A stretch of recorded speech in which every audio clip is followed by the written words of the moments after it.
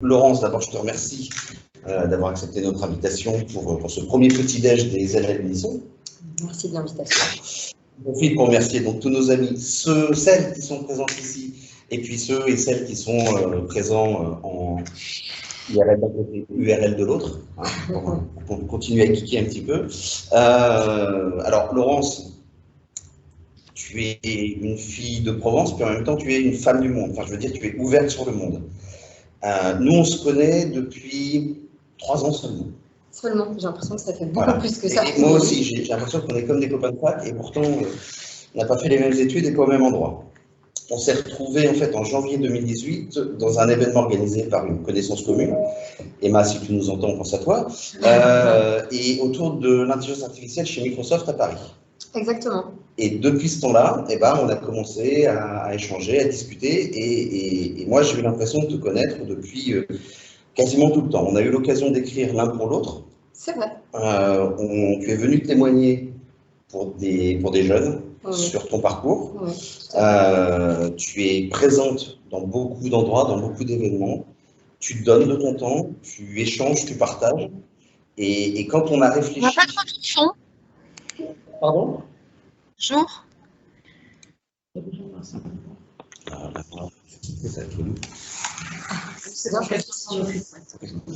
donc... C'est le son qui était pas trop...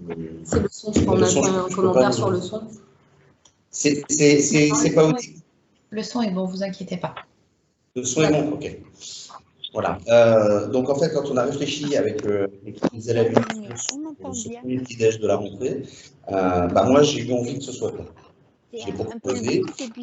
J'ai eu envie que ce soit toi. Par contre, mettez-vous en mute s'il vous plaît, qu'on entende bien Michael. Ah oui, les autres. Donc, j'ai pensé à toi à cause de ton parcours, de tes visions, de l'aspect rôle modèle, de ce que tu peux représenter quand j'essaie d'expliquer à ma fille ce que les femmes peuvent faire. Pour aller relativement vite, tu es de Marseille, tu as étudié à Aix, mais tu as légèrement dépassé les frontières de la Provence. Ouais.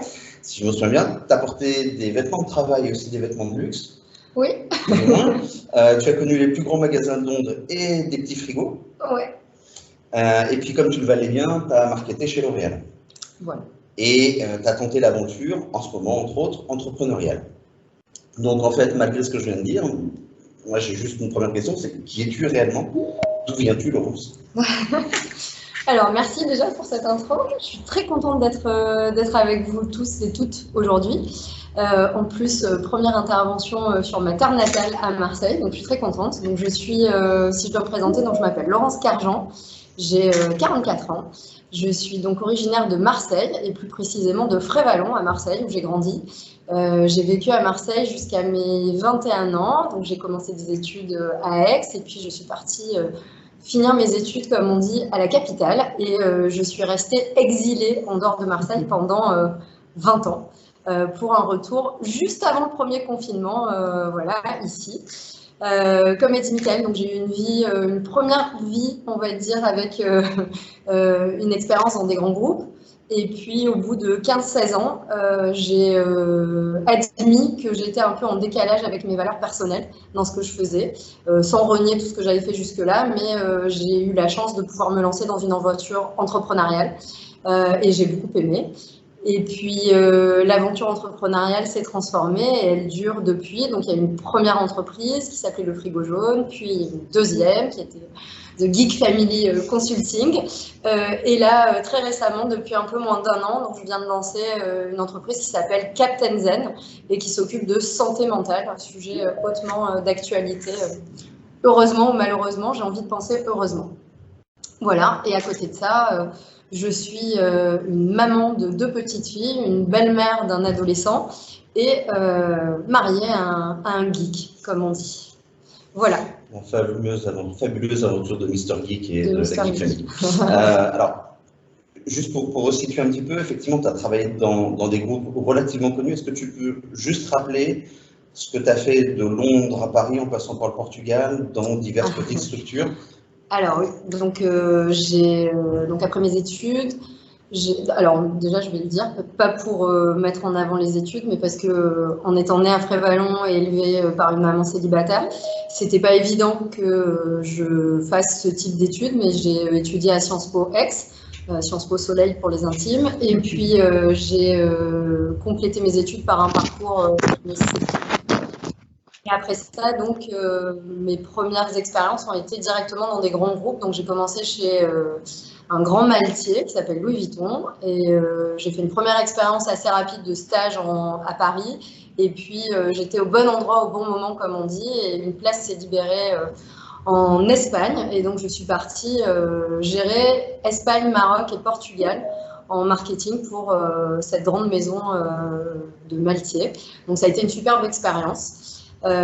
C'était beaucoup de terrain, beaucoup de proximité avec les équipes sur même si c'était un poste de marketing, on est quand même très proche des boutiques. Tout se passe en boutique et ce sont les clients qui fabriquent l'image de marque avec ce qui se passe en boutique. Suite à ça, j'ai quitté l'Espagne pour rejoindre l'Angleterre et donc j'ai commencé à travailler chez Selfridges. Pour ceux qui ne connaissent pas, c'est un mélange entre les Galeries Lafayette et le Printemps en termes de positionnement. Et ce sont des magasins qui se positionnent comme des destinations touristiques. Donc c'est particulier parce que c'est un endroit où on va pour faire chauffer sa carte bleue en réalité, mais qui avait très bien compris déjà au début des années 2000 que le shopping devait être un lieu de destination touristique pour parler aux clients. Et donc dans cette aventure-là, moi je gérais tout ce qui était la CRM, au balbutiement de la CRM pour ceux qui travaillent aujourd'hui, puisque on était encore sur du papier. Et je me souviens avoir envoyé les premières newsletters et on était content quand il y avait 100 personnes sur la base de données. Parce qu'il n'y avait pas de mail, c'était pas encore très répandu. Et au cours de cette expérience-là, donc j'étais en contact avec toutes les marques qui voulaient avoir un lien avec les consommateurs du magasin. Et parmi ces marques, il y avait une marque française qui s'appelle L'Oréal et qui est venue me chercher en me disant voilà, nous on aurait besoin de quelqu'un qui a fait du retail et de la CRM pour rejoindre L'Oréal. À l'époque, je me suis dit c'est peut-être pas une mauvaise idée en étant basée à Londres que de travailler pour une marque française, puisque peut-être qu'un jour j'aurai envie de rentrer en France. Et c'est ce qui s'est passé 5-6 ans plus tard. Et donc, je suis rentrée en France avec L'Oréal. Et au total, j'ai passé pratiquement 13 ans dans cette entreprise, à divers postes, que ce soit au niveau français, au niveau international. Et surtout, j'ai travaillé sur la transformation digitale d'une de leurs divisions, qui était la division professionnelle, donc une division B2B. Et donc j'ai mené, c'était le début de mes amours avec le digital. J'ai enfin pu faire ce qui me plaisait. Et c'est très marrant parce que ce poste-là m'a été proposé, le début de la digitalisation m'a été proposé à un retour de congé maternité en disant de toute façon personne n'en veut, ton mari travaille dans la tech, bon allez c'est toi qui vas faire le truc de digitalisation. C'était pas présenté comme quelque chose de très positif et puis finalement je me suis retrouvée à faire des choses exceptionnelles. On a organisé le premier hackathon qui était non tech. On a fait un marathon de développement à l'école 42 à l'époque où tout le monde se demandait encore ce que c'était. Et puis, on a travaillé à la mise en place de réseaux sociaux. On a découvert une jeune femme qui s'appelait à l'époque sur son blog The Blonde Salad, que tout le monde connaît aujourd'hui sous le nom de Chiara Ferragni, qui est devenue une des influenceuses les plus importantes aujourd'hui. Donc voilà, on a fait des choses très très sympas. Mais en tant que femme, en tant que maman, en tant que Marseillaise, plus j'ai avancé dans cette voie-là, plus je me suis trouvée en décalage avec ce qui se passait dans l'entreprise et j'ai eu envie de faire autre chose. On y reviendra tout à l'heure, mais juste, moi je me dis Sciences Po, grande école, LVMH, L'Oréal, les beaux quartiers, ça c'est un parcours tout à fait normal. Et pourtant, comme tu as dit tout à l'heure, tu ne viens pas du sérail. Pas du tout. Donc, ce qui m'intéresse, c'est, dans notre société actuelle, comme disent les sociologues, comment est-ce qu'on arrive, comment est-ce qu'on peut faire ce parcours et accéder à ces lieux, soit magiques, entre guillemets, soit des lieux de pouvoir, quand on est une femme et sans réseau de naissance, si j'ose dire ça comme ça. Oui, mais comment tu as fait? Alors, je ne peux que parler de ce qui s'est passé à un instant T, parce que je sais qu'aujourd'hui, il y a ce fameux Parcoursup, et donc c'est encore un peu différent. À l'époque, c'était pas ça. À l'époque, moi, j'ai eu la chance d'avoir une maman qui a, on va dire, investi sur moi, qui a parié sur moi, et qui a décidé de me mettre en école privée. J'ai pas de jugement sur privé ou public, c'est bien ou pas. En tout cas, moi, ça m'a convenu. Je me suis retrouvée dans un cocon de mon CP jusqu'à ma terminale. Dans une école pour laquelle j'ai beaucoup d'affection, qui s'appelle Sévigné à Marseille, pour ceux qui connaissent, voilà. Je pense que ça a commencé à façonner quelque chose chez moi parce qu'il y avait une certaine rigueur et une espèce d'ambiance très familiale, très cocon. Rigueur et bienveillance. Ouais, rigueur et bienveillance, moi, qui a contribué à me donner confiance en moi, voilà, avec des professeurs qui, chaque année, nous demandaient qu'est-ce que vous voulez faire, qu'est-ce que vous pensez faire. Et c'est vrai que déjà d'écouter ce que disaient les autres, j'ai découvert des métiers dont j'ignorais l'existence. Hein, voilà, moi, ma maman était comptable, mon papa représentant commercial. À part ça, je connaissais pas grand-chose. Et puis, petit à petit, en discutant, en regardant ce qui me plaisait, j'ai remarqué, alors à l'époque, on achetait un magazine qui s'appelait L'Étudiant. Je ne sais pas s'il existe encore sur papier, mais en tout cas, je sais que le site existe. Et donc, je feuilletais pour voir un petit peu ce qui se passait. Et j'ai remarqué que Sciences Po, c'est un truc qui revenait beaucoup. Et donc, j'ai commencé à farfouiller. Et j'étais dans l'idée que je voulais être journaliste. Ne me demandez pas pourquoi, ça me faisait rêver. On en est bien loin aujourd'hui, mais j'ai remarqué que Sciences Po était quelque chose qui revenait. Et puis en fouillant, je me suis rendu compte qu'il y avait plusieurs instituts d'études politiques, dont un qui n'était pas très loin de chez moi. Et je me suis mis en tête à partir de la seconde que c'était quelque chose que j'allais faire. Pour être honnête, mes parents ne connaissaient même pas voilà, le contenu de ces études-là. Et d'ailleurs, pour la petite histoire, à l'époque, on passait le concours directement à la sortie du bac, sauf si on avait la mention très bien. Alors, je l'ai loupé de peu, j'en ai pleuré des nuits et des nuits, mais c'est pas grave. Du coup, j'ai dû passer le concours et je n'ai pas eu le concours la première année. Je l'ai pas eu, ça a été un énorme coup au moral et à ma confiance en moi. Je me suis dit, oh là là, j'y arriverai jamais, j'ai pas le niveau et compagnie. Et à l'époque, je me souviens, des professeurs m'ont dit, mais c'est pas grave, fais une année, tu vas faire Hippocagne, Cagne, et puis tu pourras faire Normal Sup. Et je me dis, mais c'est quoi ce truc pour faire prof? Enfin, j'avais pas conscience de ce que c'était, donc non, j'en ai fait qu'à ma tête. Je fais une année de droit et d'anglais. C'était pas perdu, mais très bien. Et donc, je suis rentrée à Sciences Po l'année d'après. Et là, j'ai un monde qui s'est ouvert à moi.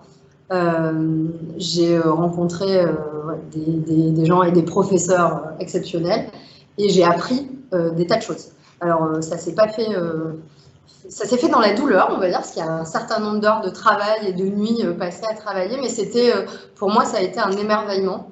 J'ai eu la chance de pouvoir le faire avec des profs super, alors il y avait quand même un décalage. Je ne sais pas si on peut dire socio-professionnel, mais on n'était pas beaucoup, pas du tout même de Frévalon. Je me souviens d'ailleurs la personne qui a pris mon inscription à l'entrée de Sciences Po qui me dit en voyant mon adresse, oh là là, mais c'est une promotion sociale pour vous que d'arriver à des études comme ça. Et avec mon franc-parler tout marseillais, je lui dis oui mais moi je sortirai diplômée alors que vous ferez encore les inscriptions. Je m'en veux encore d'avoir répondu ça parce que je me dis c'est un signe d'immaturité. Et en même temps, je me sentais tellement agressée d'être affichée comme étant différente des autres, alors que je pense qu'elle ne l'a pas fait du tout de manière méchante. Mais c'est vous dire à l'époque comme je ressentais vraiment cette différence. Et donc, suite à Sciences Po, même si j'ai fait un parcours, ce qui s'appelait à l'époque service public, donc qui prédestinait à peut-être aller vers l'ENA, j'ai préféré choisir une voie vers les écoles de commerce puisque j'avais fait des stages dans l'administration et ça semblait pas trop correspondre à mon caractère, Mickaël qui me connaît un peu. Ouais. C'était pas trop fait pour moi, même si j'entendais bien le côté mais il y a une sécurité de l'emploi, le jour où tu vas avoir des enfants, ça va être bien et machin. Bon, ça n'a pas chanté à mes oreilles à cette époque-là, donc je suis partie en école de commerce et là donc j'étais à Paris. Alors déjà, premier décalage, à l'époque, les concours étaient communs pour HEC, ESCP et SEC. Et les examinateurs ne comprenaient pas très bien pourquoi j'avais mis ESCP en premier. Ils m'avaient dit, vous n'avez peut-être pas compris le classement des écoles. J'aurais dit, si, j'ai bien compris, mais j'ai compris que le ESCP, c'était dans Paris. Et moi, je ne connais pas Paris et j'ai envie d'être dans Paris. Pour moi, c'était à peu près pareil, les trois. Je me dis, bon, d'accord. Je pense que ça les a bien fait marrer, qu'ils n'ont peut-être pas pris le truc au sérieux, mais bon, les examens se sont bien passés et je suis rentrée à l'ESCP. Et là, ça a été le choc total. Déjà, au niveau de la météo, je ne m'attendais pas au mois de septembre à avoir aussi froid. Je me souviens avoir demandé à ma mère de m'envoyer des trucs chauds. Et puis là, je me suis retrouvée, c'était encore un autre monde par rapport à Sciences Po, puisque la plupart des élèves qui étaient là, c'était des fils de personnes qui étaient dans des grandes entreprises, dont les parents avaient aussi fait des écoles de commerce, qui avaient fréquenté pour la plupart des très bons lycées à Paris. Et très bêtement, moi, le premier jour, quand on m'a dit « Ah, t'étais où? Tu viens d'où? T'étais dans quel lycée ?» Et moi, je donne le nom de mon lycée, évidemment, ne pensant pas qu'il y avait un rapport. Je me disais, mais je ne connais pas, c'est dans quel arrondissement? Et à Marseille, on a des arrondissements aussi, n'en déplaise aux Parisiens. Donc, 13e. Ah bon, mais je ne connais pas du tout. Et j'ai mis 2-3 jours avant de réaliser que, en fait, ils n'avaient pas du tout imprimé qu'il pouvait y avoir des gens ici qui n'étaient pas de Paris. Donc, c'est là où j'ai commencé à comprendre le fossé, avec des gens comme partout, hein, qui sont très accueillants, d'autres beaucoup moins. Et voilà, bon, ça, j'ai envie de dire, c'est la vie. Mais c'est vrai que ce décalage a fait que je suis plutôt allée vers soit des admis parallèles, comme on appelle, puisque nous, on avait un premier diplôme et donc on est arrivé directement en deuxième année par rapport aux personnes qui avaient fait une prépa et qui étaient rentrées en première année, soit vers des étrangers qui eux aussi avaient rejoint la filière en deuxième année, mais qui venaient d'autres pays. Et comment vous dire que j'avais plus d'affinité avec les Espagnols, les Italiens, les Libanais et les Américains qu'avec les Parisiens. Voilà. Venant de Marseille, c'était une évidence. Il y avait en fait moins de différences culturelles. En tout cas, le jugement n'était pas le même avec ces étrangers. C'est vrai que quand on fait les comptes aujourd'hui, voilà, 20 ans plus tard, enfin, je n'y pas, je me dis les personnes avec qui j'ai gardé contact, à quelques exceptions près, ce sont soit des étrangers, soit des provinciaux, dont mon mari. Il y a des questions sur le fil de conversation. Oui, il y a une question sur ton retour de maternité, où L'Oréal qui dit mais votre mari travaille dans la tech, t'as qu'à prendre ce job. Alors, bon, vous ne connaissez pas son mari, mais voilà. Mais eux non plus le connaissaient voilà, pas. Eux ne le connaissaient pas non plus. Ils auraient dû le connaître. Voilà.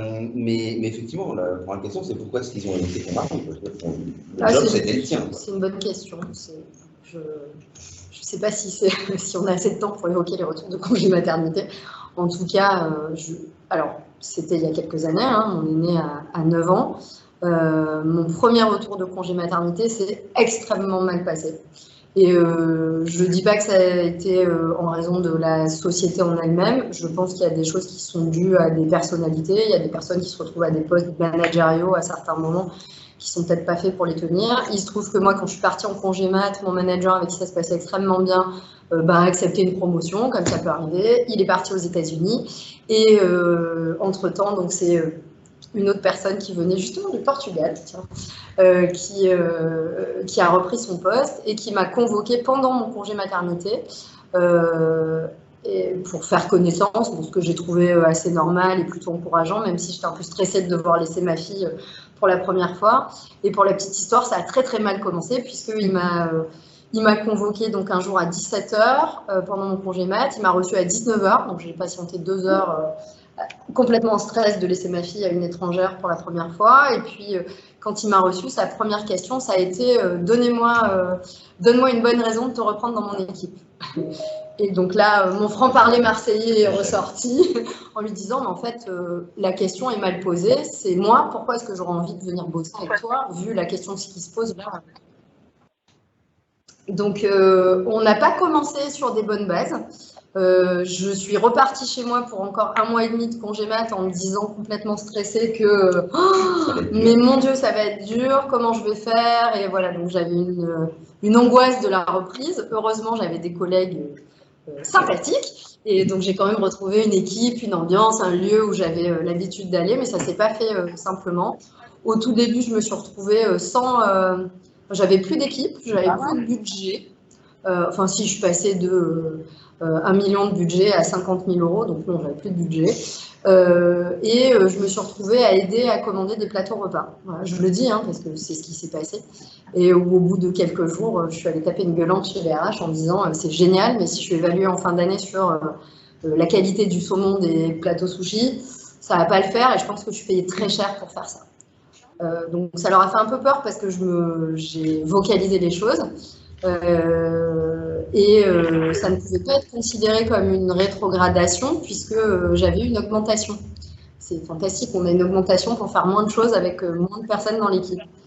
Mais bon, je me suis pas laissée faire, j'ai monté des projets dans mon coin, toute seule, sur des choses auxquelles je croyais et qui étaient d'actualité, mais complètement sous le radar pour des personnes dans le monde de la beauté. Et ça aboutit sur des beaux projets. Hein. On a des applications qui sont voilà, suite au hackathon qui ont été faites. Pour la petite histoire, le hackathon, je l'ai signé.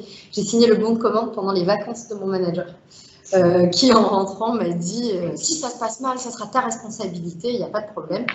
Suite à ça, il faut savoir qu'on a fait plus de vues en termes de clics que la Fashion Week sponsorisée par L'Oréal. Donc, pas de problème, mais voilà, il faut...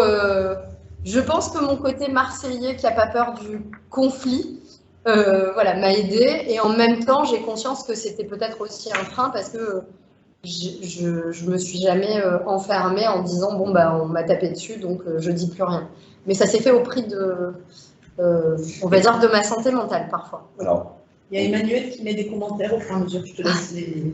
Oui, alors oui, donc augmentation autour de maternité, c'est des états rares. Bravo L'Oréal. Bravo. Bon, tu as eu la force de caractère d'aller te plaindre d'un boulot qui ne te convient pas, et ça, force de caractère. Opposition, nature, culture, on en a un petit peu parlé, mais justement, dans ce que j'entends et dans ton passage dans des grands groupes, en France, à l'étranger, des groupes français mais avec une culture internationale, est-ce que tu as observé, au-delà de ton cas particulier à toi, une gestion particulière des problématiques autour de la mixité, de la parité, de l'égalité professionnelle, surtout dans un milieu LVMH ou L'Oréal qui s'adresse à une clientèle féminine? Est-ce qu'ils sont, dans ce que tu as le droit de dire, est-ce qu'ils sont raccord? Alors déjà, j'ai le droit de tout dire, parce que je ne suis plus chez qui que ce soit. Mais après, encore une fois, je ne suis pas là pour juger des choses. Il faut aussi voir dans un timing. Hein, les gens et les choses et les cultures évoluent aussi. Et je suis persuadée, pour être encore en contact avec toutes ces entreprises, je tiens à dire que je suis en bon terme avec tout le monde, les cultures évoluent. Ce dont je peux témoigner, c'est que, alors LVMH, j'ai eu une expérience très courte. J'ai fait 6 mois de stage en France et un peu plus d'1 an en poste en Espagne. J'étais très jeune, c'était mon premier poste. J'ai rien de particulier.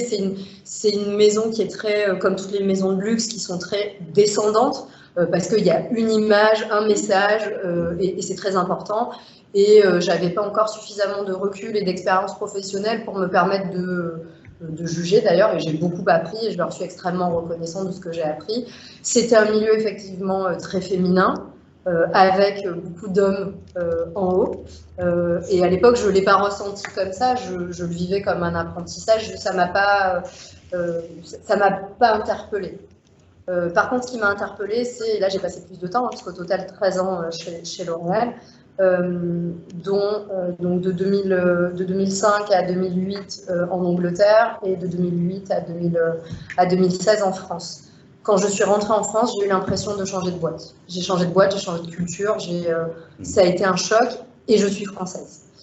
Donc alors, j'avais jamais vraiment travaillé en France, mais j'ai trouvé qu'en Angleterre, avec cette culture très anglo-saxonne de l'intégration, du mérite, de cette reconnaissance de... Finalement, on s'en fout de ce que tu as fait comme étude.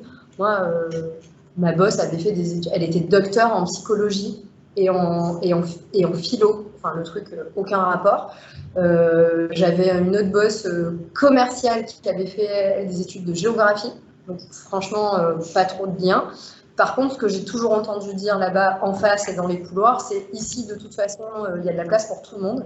Tous les gens qui ont du mérite ont ont une chance d'y arriver. Et donc, ce qui va se passer, c'est que c'est un monde un peu complexe. Donc, on va te lâcher ici. C'est l'expérience de la piscine. Tu vas aller jusqu'au fond. Une fois que tu as touché le fond, tu ne peux que remonter. Évidemment, au passage, on va t'aider.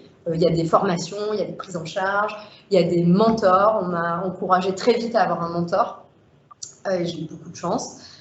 Et il y a des échanges et on peut parler entre des stagiaires, des directeurs généraux, des directeurs de division, des patrons qui viennent d'Europe et qui viennent et qui posent des questions à tout le monde. Tout est ouvert, d'abord on est en open space.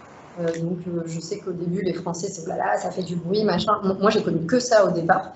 Et en fait je trouve que dans les open space qui fonctionnent, il y a beaucoup moins de bruit que dans les couloirs des portes fermées. Est-ce que c'était un mentor choisi ou pas? Pas du tout. On m'a mis en contact, on m'a dit, voilà. En fait, ce sont des gens qui se déclaraient volontaires pour être mentors. Et moi, j'ai eu beaucoup de chance. Je suis tombée sur une Française. Alors, on n'était pas beaucoup en plus, mais une Française qui avait déjà été pas mal à l'international et qui était à l'époque directrice d'une marque de luxe. Là où moi, j'étais pas du tout sur une marque de luxe, j'étais sur une marque de coiffure. Pour ceux qui connaissent, je travaillais sur Redken, qui n'est vendu qu'en salon professionnel. Donc, on n'avait pas de lien vraiment de métier, hein, on ne faisait pas la même chose. Elle s'adressait à des grands retailers pour vendre des produits de luxe, et voilà. Mais par contre, elle m'a parlé de son parcours, de la manière de travailler des gens. Et il y avait vraiment cette... On m'a toujours dit là-bas, de toute façon, si tu fais bien ton travail et que tu es capable d'évoluer, tu évolueras avec la société, quel que soit ce que tu fais. Et aujourd'hui, tu fais du produit, demain, tu peux faire du développement, tu pourras faire des ressources humaines. C'est en fonction de tes capacités et de tes appétences. Et je me souviens même un jour, on a eu comme ça arrive très souvent, hein, quelqu'un qui a été promu, qui est parti, mais qui n'a pas été remplacé tout de suite. Donc, il nous manquait un directeur marketing. On était directement, nous, chefs de produit, en contact avec les plus hautes instances. Et donc, Redken étant une marque... américaine, on était en contact avec des Américains et donc moi j'étais basée en Angleterre et j'avais une trouille de parler à ces grands patrons aux États-Unis et je me souviens le directeur de la division qui était néo-zélandais, vous voyez un peu la salade de fruits, qui me dit, il me prend dans son bureau et il me dit écoute, on va être très clair, la directrice marketing n'est pas là, le projet il est sur ton produit, c'est toi qui prends la parole. Et j'étais complètement paniquée en me disant mais moi ça fait 2 ans et demi que je bosse sur ça, je connais pas. Il me dit écoute, c'est ton produit, c'est ton marché, il n'y a personne d'autre que toi qui connaît mieux, tu vas parler et ça se passera bien. Et si ça se passe pas bien, il me dit de toute façon quoi? Rien. Donc vas-y, on y croit, on est derrière toi. Et alors, ça, je ne l'ai jamais retrouvé en France. Alors plusieurs questions par rapport à ça. On a évoqué la question du mentor, donc effectivement c'est important. Tu as été mentoré et plus ou moins, on te demande si tu le fais, si tu es mentor pour d'autres, si tu accompagnes des gens. Alors moi, je t'ai fait intervenir dans une structure justement pour des gamins qui n'ont pas accès à ces réseaux pour expliquer ton parcours. Donc ça, je sais que tu fais, mais voilà. Et puis l'autre question, c'est est-ce que dans le monde anglo-saxon, effectivement, on vient te chercher? Oui. En fonction de ce que tu as fait. En fait, dans ton plan de développement aussi, on t'encourage à partager. C'est quelque chose de... En fait, c'est très non hiérarchique, c'est-à-dire, quel que soit ton parcours, tu as forcément quelque chose à partager. You are what you share. You are what you share, exactly. Et puis aussi, quelque part, c'est ce qui se conçoit bien s'énonce clairement. Donc, si tu es capable de partager quelque chose, c'est que tu l'as acquis. Et donc, c'est qu'il y a quelque chose à partager. Et puis ça peut être du concret et du pas concret. Ça peut être quelqu'un qui vient te trouver parce qu'il a une présentation, il ne sait pas du tout comment faire sa présentation. Ça peut être quelqu'un qui vient te trouver parce qu'il est étranger aussi dans la structure et toi aussi tu es étrangère dans une équipe où il y a une majorité d'anglais, en tout cas d'anglophones. Et donc il faut savoir gérer, il a peur parce qu'il n'a pas le bon accent. Ça peut être parce que tu es une femme et que tu présentes dans un environnement où il y a beaucoup d'hommes. Ça peut être tout un tas de sujets différents. Et donc, on apprend énormément en faisant ça aussi. Et j'ai toujours gardé cette casquette que je trouve très enrichissante. Justement, question de vocabulaire. Je te connais un peu, je sais que tu es dynamique, entreprenante et entrepreneur. Et justement, comment tu dis entrepreneur au féminin? Entrepreneur, avec un E à la fin. Entrepreneur, en marseillais. Avec l'accent marseillais. Entrepreneur. Il y a encore des questions ou des réactions qui défilent un peu. Comment faire bouger les mentalités en France? C'est chaud. Déjà, il y a plusieurs choses parce que c'est l'addition, c'est la part du colibri de chacun, hein, c'est l'addition des choses. Moi, je crois beaucoup à l'éducation aussi, mais à l'éducation très petite. C'est-à-dire que quand on a des garçons et des filles, il n'y a pas que les filles qui mettent la table et il n'y a pas que les garçons qui font des études d'ingénieur. Non, mais je rigole, mais j'adore j'adore les maîtresses de mes enfants, mais je me souviens de ma fille qui arrive déguisée pour le carnaval. Oh, c'est sympa, t'es déguisée en infirmière, et elle lui dit bah non, je suis déguisée en docteur. Bah non, les filles, c'est des infirmières. Non, enfin oui, on peut être infirmière, mais on peut être docteur aussi. Si ma fille dit que c'est un docteur, c'est un docteur. Donc ça commence là. Ça va jusque dans les choix de vêtements. Voilà, je vous dis pas d'habiller vos garçons avec des jupes et d'habiller des filles avec des trucs de robots, mais par contre, s'ils en ont envie, il faut pas leur dire non, c'est pas pour toi. Ça commence là. Et puis, ça commence à la maison, quand on est en couple, quelle que soit la configuration du couple, les deux participent. Voilà. Qu'on soit deux femmes, deux hommes, un homme et une femme, les deux participent. Voilà, il ne faut pas que ça soit réservé. Voilà, moi, aujourd'hui, pour être là à l'heure, mon mari, qui est DG d'une boîte de 70 personnes, a amené les filles à l'école. Et je sais qu'il est sorti plus tôt hier parce que c'est lui qui allait les chercher aussi, comme il va les chercher tous les soirs. Et je sais que ça frogne du sourcil quand il annonce ça en rendez-vous. Mais t'as pas une femme? Bah oui, mais en fait, c'est ma fille aussi, donc je vais la chercher aussi. Tout ça, c'est des petites choses. Et après, dans les entreprises, quand vous avez un rôle, quand on commence à avoir des postes où effectivement on peut prendre des décisions, bah, c'est important aussi de mettre en avant les gens dans son équipe et pas par réflexe de oh, bah, le spécialiste c'est monsieur untel, non mais il y a aussi mademoiselle ou madame, et de pousser les femmes aussi à avoir confiance en elles, à sortir de leur complexe de l'imposteur, de sortir de leurs réserves, de les pousser automatiquement dans des réunions. Les hommes prennent plus la parole, ils ont moins peur de se tromper, c'est éducatif. Puisque se tromper chez eux, c'est pas grave. Chez une fille, c'est très grave. Oh là là, elle n'a pas donné la bonne réponse. Et tout ça, ça se perpétue dans les entreprises. Donc peut-être que quand on a un rôle justement d'animateur de réunion, aller chercher les filles et les femmes qui prennent pas forcément la parole, elles ont certainement quelque chose à dire. Et vous pouvez peut-être découvrir des talents aussi en les accompagnant. Quand on a échangé récemment, tu m'avais dit que justement, quand tu étais dans le cadre de Captain Zen, quand tu fais un entretien sérieux, entre guillemets, avec des gens qui sont censés donner un peu d'argent, qu'ils soient banquiers ou autres, le premier regard qu'on porte sur toi n'est pas forcément le bon, si je me souviens bien. Oui, alors ça a été le cas du coup sur le frigo jaune, où en fait on se présente à un rendez-vous et on a tendance à nous demander on attend votre boss? Non, en fait, le boss, c'est moi. Alors, je veux bien. C'est sympa de se dire super, je parais jeune. On n'a pas vu mes rides. Mais en fait, c'est pas ça.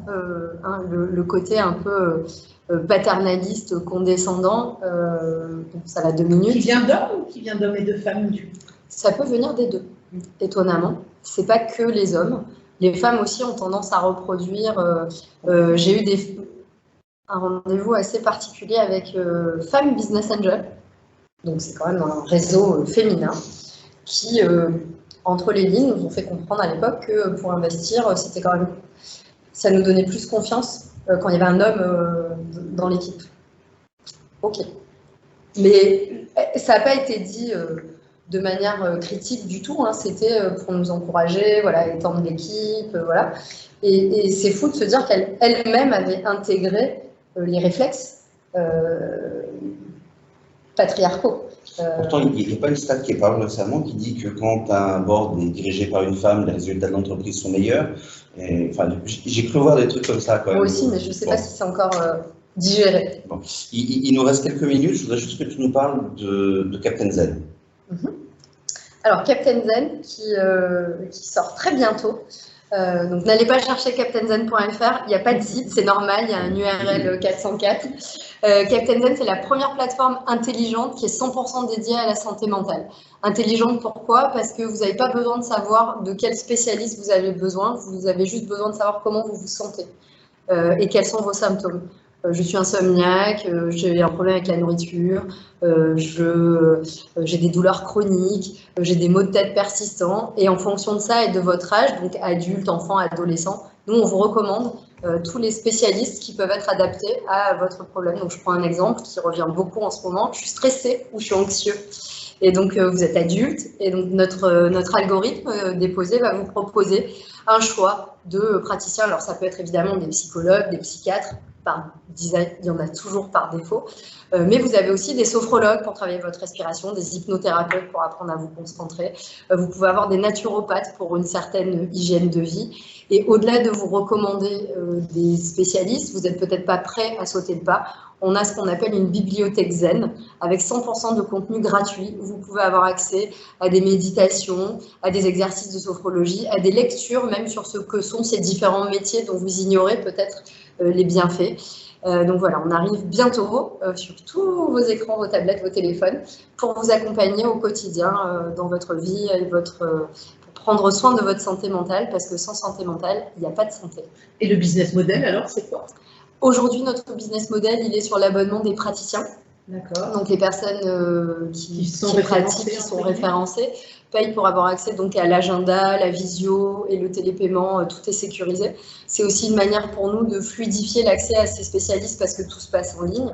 Et à terme, on est en train de breveter des contenus pour vous accompagner, par exemple, dans l'addiction, les troubles du comportement alimentaire, les troubles du sommeil, notamment pour les enfants, avec des programmes qui durent à minima 21 jours. Ce seront donc des programmes qui seront en accès payant.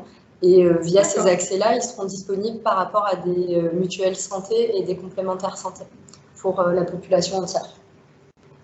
Dernier élément qui me tient à cœur parce qu'on travaille aussi dessus et qu'on a travaillé sur quelque chose de similaire l'année dernière. Quelqu'un nous demandait tout à l'heure si tu partageais ton parcours aux jeunes filles et au-delà de ton parcours, d'autres parcours, tu parlais de tech tout à l'heure, tu n'aurais pas un petit projet autour? On a un petit projet, oui, on essaye de rassembler des femmes ici, alors de la tech mais au sens large, sur le territoire marseillais et alentour pour faire prendre conscience aux jeunes filles de la 6e à la 3e des possibilités de métiers qui existent dans la tech et pas seulement ingénieur, développeur, codeur, mais ça peut être voilà, faire du marketing, c'est pas uniquement vendre des produits de beauté. Je suis bien placée pour en parler. Ça peut être vendre des robots, ça peut être travailler sur de l'intelligence artificielle, faire en sorte que les gens comprennent ce qu'est l'intelligence artificielle, parce que ce sont les métiers de demain. Et donc, on souhaite organiser un événement alors qui se voulait à l'automne, mais je pense qu'il sera plus à l'hiver 2022. Je me permettrai de communiquer via Michael sur votre réseau aussi, si ça peut intéresser et motiver certaines d'entre vous. Et puis, vos proches voilà, qui auraient des filles entre la 6e et la 3e, qui auraient besoin d'idées pour s'orienter. Voilà, de notre côté, on arrive à la toute fin. Il nous reste 2 minutes. Je ne sais pas si j'essaye de regarder. Bon, tout le monde te remercie, visiblement. C'est gentil. C'est moi qui vous remercie de votre temps. Et est-ce qu'il y a, toi, un message particulier que tu voudrais faire passer, qu'on n'a pas encore passé, quelque chose que tu n'aurais pas eu chez un personne dans un entretien de recrutement, quelque chose que vous n'auriez pas eu l'occasion de dire, mais qui vous tient à cœur? Je me sens pas. Non, je trouve que des initiatives comme celle-ci, des petits déjeuners, de faire prendre la parole à différentes personnes avec différents parcours, je trouve ça hyper important. Je trouve ça génial aussi que vous preniez le temps, c'est la rentrée, c'est chargé pour tout le monde que vous preniez le temps d'écouter ce type de témoignage. Pour moi, c'est preuve qu'il y a un véritable intérêt. Et tout à l'heure, quelqu'un demandait comment est-ce qu'on peut faire évoluer les mentalités. Je pense que ça en fait partie. Et c'est très important. Aujourd'hui, la richesse de tout le monde, c'est le temps. Et je trouve que consacrer le temps qu'on vient de faire à ce type de choses, c'est déjà un premier pas. Et peut-être que justement, étendre ça et arriver à le rendre vraiment régulier comme vous le faites, bah c'est déjà un fort engagement. Donc merci à vous. Merci à toi d'être venu. Je pense que pour les uns, les unes et les autres, si vous avez envie de faire intervenir Laurence dans vos entreprises, je pense que tu accepteras bien volontiers, en fonction de tes possibilités, bien entendu. Tu as beaucoup de remerciements, merci pour votre témoignage très riche, pour ce moment inspirant. Donc, je suis ravi.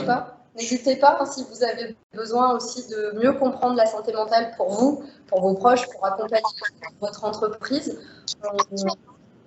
On peut vous accompagner aussi, vous aider, ne serait-ce qu'en parler pendant 20 minutes. Et le fait que ça vienne de l'extérieur de votre entreprise peut rassurer des gens. On parle de burn-out, troubles du comportement alimentaire, stress, anxiété, insomnie, douleurs chroniques. Tout ça sont des choses, le mental et le physique sont reliés et c'est important d'en parler. Donc tu es disponible sur Twitter, LinkedIn, Instagram, etc. Très souvent, alors sur Instagram et Facebook, c'est Team Captain Zen. Et sur LinkedIn et Twitter, c'est Captain Zen ou Laurence Kerjean directement, n'hésitez pas. Et n'hésitez pas à me demander en contact si vous souhaitez discuter plus avant. Voilà. Moi, je suis ravi parce que je m'attendais, je ne vais pas dire que je m'attendais à ce que tu as fait, mais c'était ça, c'était cette notion de partage que j'ai vue lors de notre rencontre et que je retrouve encore. Moi, je suis très heureux de te connaître. Et je te remercie encore d'être venu ce matin. Merci à tout le monde. Merci. Et puis, à bientôt pour d'autres aventures, d'autres petits déjeuners. À très bientôt, IRL ou URL. Hein. Exactement. Bon vendredi. Bonne journée. Merci. Bonne journée. Merci, bonne journée, au revoir.